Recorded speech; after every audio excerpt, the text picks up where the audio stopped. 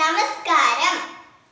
പ്രശസ്ത കവയത്രിയായ ഷീജ ബക്കത്തിന്റെ കാപ്പിരിക്കുട്ടി എന്ന കവിതയിലെ ഏതാനും വരികളാണ് ഞാൻ ഇന്നിവിടെ അവതരിപ്പിക്കാൻ പോകുന്നത്.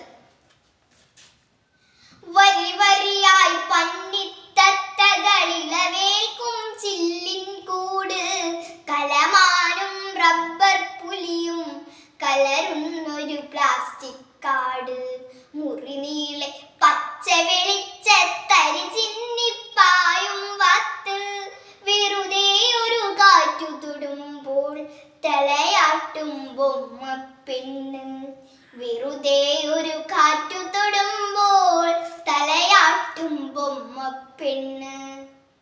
ഇതിനെല്ലാം ഇടയിൽ നടന്നു അതിവിസ്മയമാർന്നൊരു കുട്ടി, ഗതി കിട്ടാ കൺമുനയാലെ പരതുന്നു പാവക്കടയിൽ.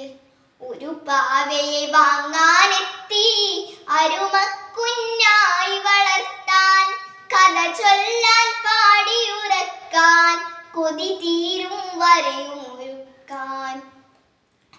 പല പാവകൾ നോക്കിയതൊന്നും അവളെ പോലല്ല തരുമ്പും, വിളുവെളയാണുടലുകളെല്ലാം തുടയാ കവിളുകളെല്ലാം, ഇമയിളകും നീലക്കണ്ണാൻ മുടിയൊഴുകും പൊന്നതിയലയാൻ, നിറയെ ഫ്രില്ലുലയുമുടുപ്പാൻ അവർ മാത്രം മുന്നിൽ നിരന്നു, നിറയെ ഫ്രില്ലുലയുമുടുപ്പായി അവർ മാത്രം മുന്നിൽ നിരന്നു.